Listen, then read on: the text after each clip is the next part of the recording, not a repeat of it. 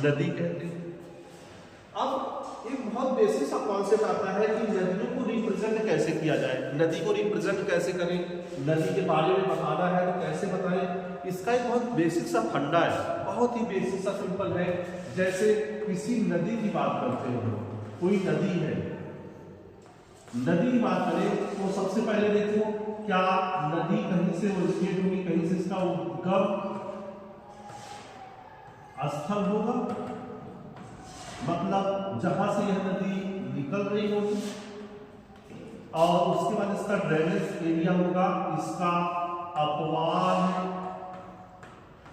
क्षेत्र होगा जहां से यह बह रही होगी। बात समझ में आ रही है। इसके बाद नंबर 3 पर आते हैं, जिसका एंड माउथ होगा मुहाना,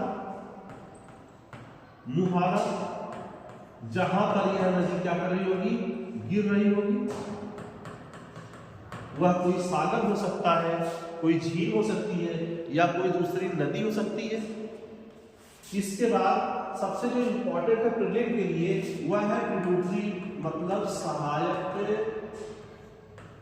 नदियां, सहायक नदियां। इसके बाद अगर आगे चलते हैं तो हमें क्या मिलती है, हमें मिलती है इसकी नदियों की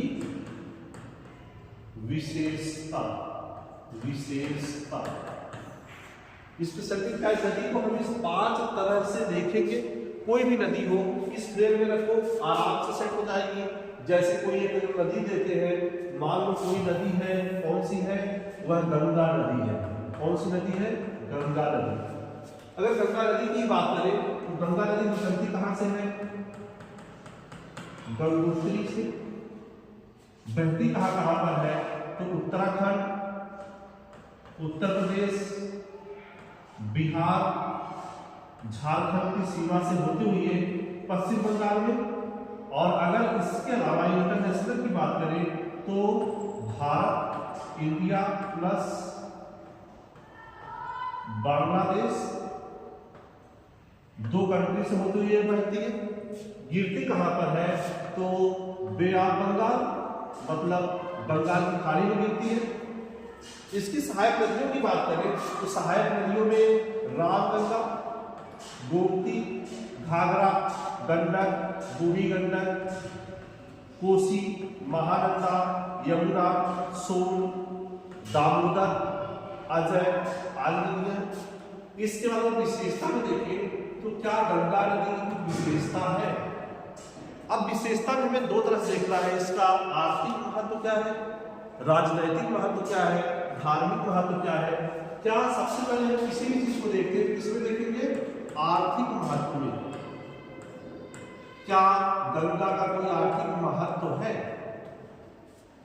क्या गंगा का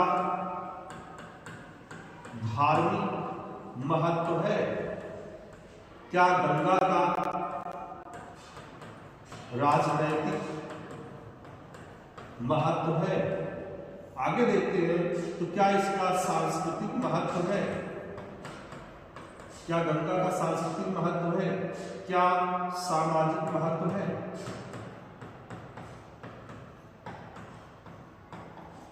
मेरी बात समझ आ रही है कुछ, या बिल्कुल ऐसा ही है कि जैसे हम किसी चीज को प्रीलिम लेवल पर देख रहे हैं, लेकिन जैसे विशेषता में आते हैं तो हमें थोड़ा सा अपना डायग्राम, अपना फ्रेम बदलना होता है। क्योंकि कोई चीज कभी हमारे लिए इंपॉर्टेंस होती है जब उसका आर्थिक महत्व हमारे लिए होता है। जैसे आप पढ़ाई कर रहे हैं, क्यों कर रहे हैं, क्योंकि आगे चल के कहीं कहीं आपको इकोनॉमिकली क्या करेगा, सपोर्ट करेगा, आर्थिक रूप से क्या करेगा, ये सहायता देगा। अगर ये पता हो कि हम पढ़ लिख लेंगे लेकिन हमारा कुछ होने वाला नहीं है, या यह पढ़ाई हमारे काम में नहीं आने वाली है, तो क्या कभी पढ़ेंगे। मेरी बात समझ आ रही है। अब अगर इसको आगे देखते हैं तो कोई भी नदी है, हमें इसी तरह से देखना है। अब नदी निकलती कहाँ से है, बहती कहाँ कहाँ पर है, मुहाना कहाँ पर है, और सहायक नदियां कौन सी है, उसका महत्व क्या है। यह सबसे ज्यादा इंपॉर्टेंट कहाँ पर हो जाता है, यह सबसे ज्यादा इंपॉर्टेंट हो जाता है मेंस में। जब आप आंसर राइटिंग करने बैठोगे, जैसे गंगा का आर्थिक महत्व बताइए, जैसे गंगा की विशेषता क्या है, यह सिर्फ पवित्र नदी ही नहीं है, यह उत्तर भारत की जीवन रेखा है।